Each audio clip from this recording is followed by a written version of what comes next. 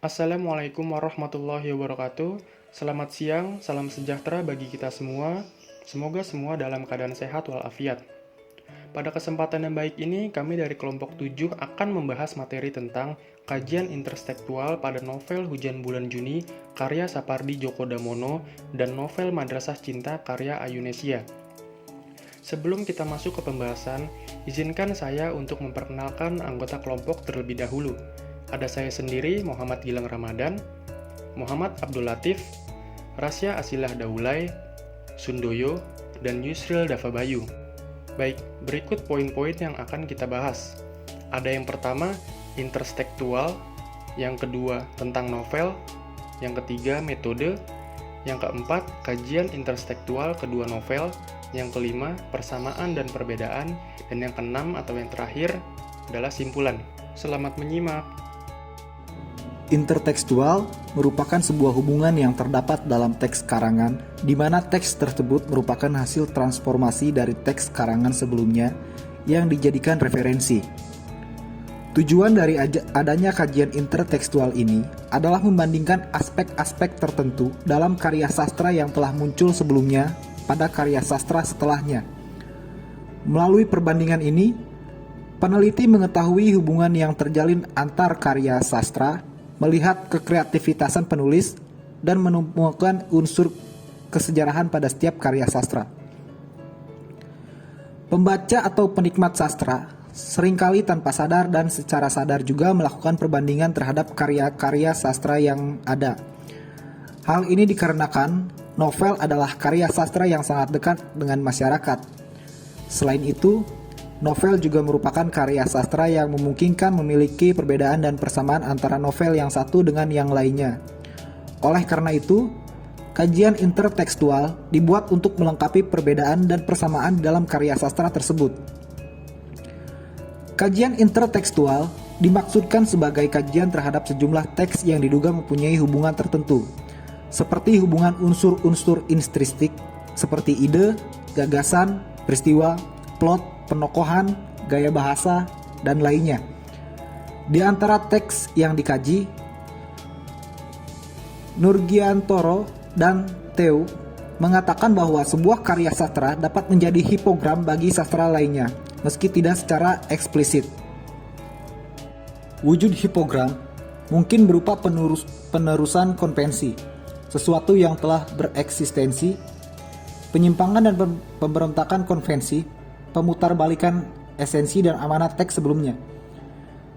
Interteks adalah ruang metodologis di mana pembaca mampu untuk mengadakan asosiasi bebas terhadap pengalaman pembacaan terdahulu, yang memungkinkan untuk memberikan kekayaan bagi teks yang sedang dibaca.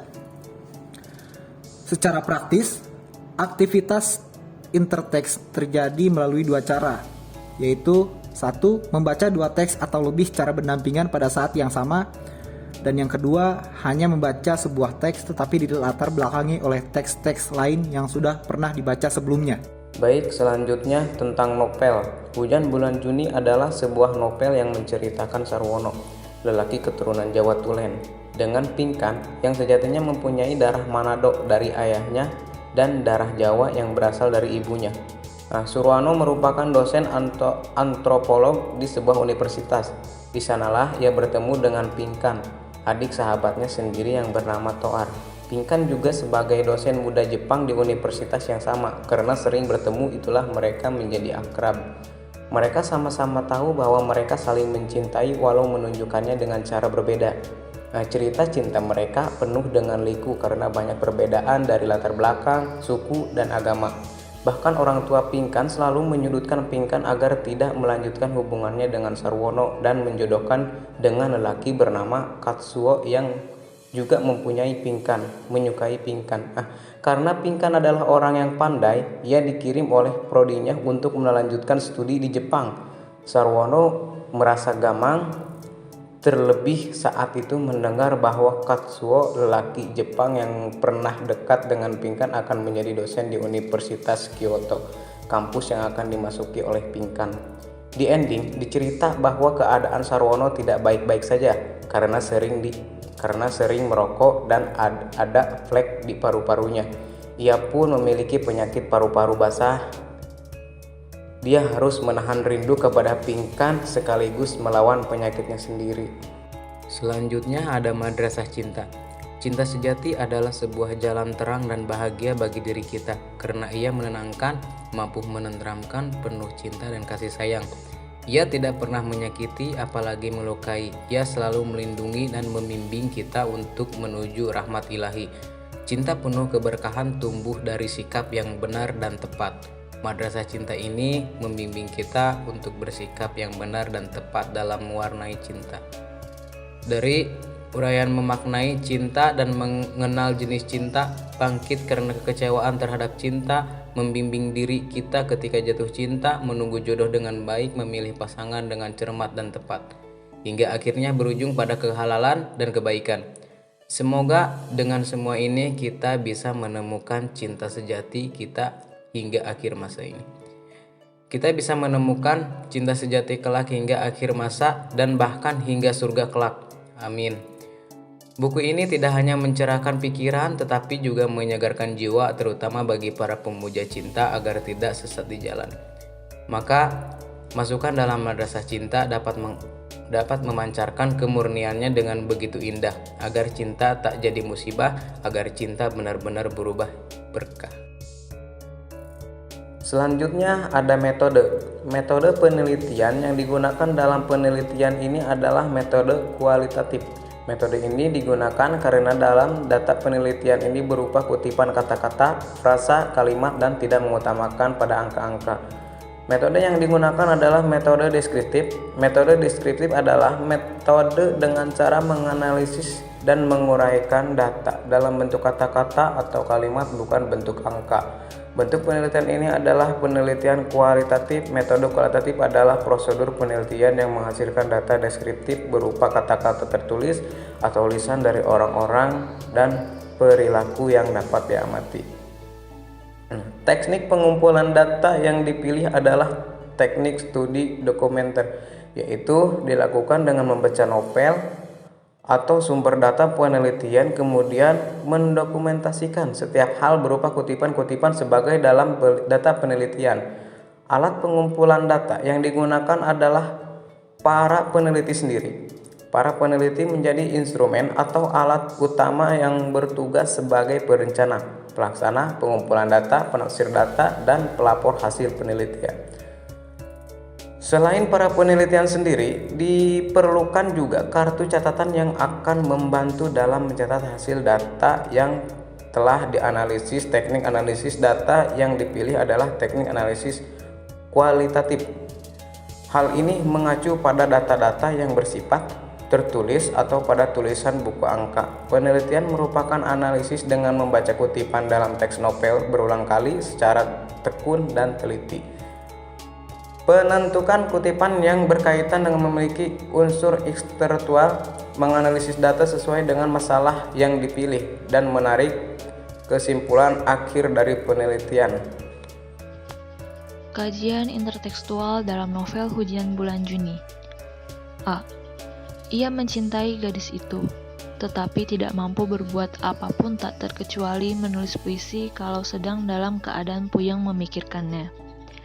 Ia harus menimbang-nimbang cintanya, atau hanya mampu menimbang-nimbangnya. Kalau dalam keadaan tenang setenang-tenangnya, menghadapinya agar bisa diajak berbicara yang kemudian diselipkannya di antara larik-larik sajaknya. Dari kutipan tersebut menggambarkan bahwa Sarwono pandai memanfaatkan potensi yang dimilikinya. Sarwono pandai menulis, dan kemampuan menulisnya tersebut membuahkan hasil seperti puisi, artikel, opini, atau apapun yang layak diterbitkan di koran atau majalah. Sarwono mampu hidup mandiri karena ia tidak ingin menyusahkan kedua orang tuanya. B. Rupanya tante-tante itu membawa amanat kaumnya agak membujuk Bu Palenkahu mengawasi anak perempuannya. Khawatir kalau jatuh ke tangan si Jawa itu. Ya, Sarwono itu. Dari kutipan tersebut menggambarkan bahwa selain permasalahan keyakinan dan agama, Faktor lain yang menimbulkan kecemasan pada Sarwono yang menjadi tokoh utama adalah ketika Pinkan harus diutus ke Jepang oleh Kaprodi tempat Pinkan bekerja. C. Kamu menantuku, Matindas. Sarwono diam lagi beberapa detik, lalu mencium tangan membuk ke leherku. Ia harus segera melaporkan segalanya kepada keluarganya. Dari kutipan tersebut menunjukkan sikap terbuak dari Hartini. Sebagai perempuan Jawa, ia tentu dianggap terlalu berani untuk meminta seorang lelaki meminang anaknya. Keterus-terangan tersebut dipengaruhi oleh pola pikir budaya Manado yang lebih terbuka. D. Ya jangan bingung, kalian berdua itu Indonesia Raya, komentar Sarwono waktu itu. Dari kutipan tersebut mendeskripsikan mengenai tema hubungan cinta beda agama, juga mempresentasi keadaan sosial budaya masyarakat Indonesia. Pernikahan bukan hanya terpautnya hati dua insan, tapi lebih dari itu. Pernikahan sebagai leburnya dua keluarga dan kebudayaan. E. Kata ibu, kita harus empan mapan. Meskipun tidak suka, harus bertata cara sesuai dengan tempatnya. Tapi ini kan bukan Manado. Pokoknya begini, Manado dan Gorontalo kan bersekutu menghadapi Jawa. Hehehe. Tapi meskipun kita berbeda, kita boleh berbeda, tetapi kenyataannya perut Manado dan Gorontalo menyukai masakan yang boleh dibilang sama. Dari kutipan tersebut menggambarkan bahwa dimanapun kita berada, kita harus bertindak dan bersikap sesuai dengan aturan yang ada di daerah tersebut. Setiap orang memiliki prinsip hidup yang berbeda-beda, oleh karena itu kita harus menghargai prinsip hidup orang lain, menghargai pendapat orang lain, serta mentaati aturan-aturan atau norma-norma yang berlaku di daerah tersebut. Kajian intertekstual dalam novel Madrasah Cinta. A. Lelaki itu mangguk-mangguk percaya. Dengan segera ia memberikan uang kepada si dukun, dan ia pun kemudian pulang ke rumah. Esok harinya, ia berniat untuk pergi bertamu ke rumah wanita. Ia mengambil mantra dan mengucapkannya dengan hati-hati. Dari kutipan tersebut menggambarkan bagaimana cara seorang laki-laki agar bisa mendapatkan seorang perempuan yang selama ini telah diidam-idamkannya, dengan cara mempercayai kekuatan dukun daripada kekuatan Allah. B. Ali bin Abi Thalib pun bergegas pergi. Tak lama kemudian, ia datang ke rumah janda beranak 3 itu dengan membawa banyak makanan. Ia memberikannya kepada ibu keluarga miskin tersebut. Berikan makan segera anak-anakmu. Pergunakan makanan pokok itu untuk kalian, dan gunakan sedikit uang ini untuk membeli kebutuhan kalian lainnya. Dari kutipan tersebut menggambarkan tentang seorang yang sangat baik dan mempunyai hati suci untuk saling menolong terhadap sesama manusia ciptaan Allah. C. Dekati dan cinta orang-orang miskin di sekitar kita. Tebarkan empati dan doa untuk mereka. Semoga mereka diberikan kekuatan dan kesabaran menjalani kehidupan ini. Berikanlah hak mereka dan sedikit rezeki yang kita punya. Ingat, semua ini bukan milik kita seutuhnya. Semua ini hanyalah titipan dari Ilahi. Dari kutipan tersebut menggambarkan tentang bagaimana kita diajarkan untuk saling menyayangi terhadap sesama manusia. D. Ibu yang membersihkan halaman masjid adalah kami semua. Kami ingin membantu ibu yang selalu kecapean setiap pagi untuk membersihkan halaman seluas ini. Kutipan tersebut menggambarkan tentang seseorang yang sangat berbakti kepada orang tua meskipun bukan orang tua kandung mereka sendiri. E. Dengan penyebutan waktu yang tepat, kita akan bisa memprediksi segala sesuatunya berdua, seperti biaya yang bakal dihabiskan untuk biaya pernikahan dan keluarga ke depan. Jadi, kita bisa mempersiapkan secara matang mulai dari sekarang. Dari kutipan tersebut, menggambarkan bagaimana cara kita diajarkan tentang kehidupan yang lebih sempurna dan bisa membahagiakan keluarga. Persamaan novel Hujan Bulan Juni dan novel Madrasah Cinta. Yang pertama, tema. Tema pada novel Hujan Bulan Juni dan Madrasah Cinta mempunyai persamaan, yaitu tentang bagaimana cara menjalani hubungan cinta kehidupan. Pada novel Hujan Bulan Juni yang menceritakan tentang percintaan seorang kekasih yang berbeda agama dan budaya, dan pada novel Madrasah Cinta pencarian cinta seorang yang terlambat menikah karena terlalu fokus dengan jenjang akademis. Dalam penggunaan bahasanya menggunakan bahasa sehari-hari, namun terdapat campuran bahasa daerah. Yang kedua, alur. Novel Hujan Bulan Juni dan Madrasah Cinta sama-sama menggunakan alur campuran.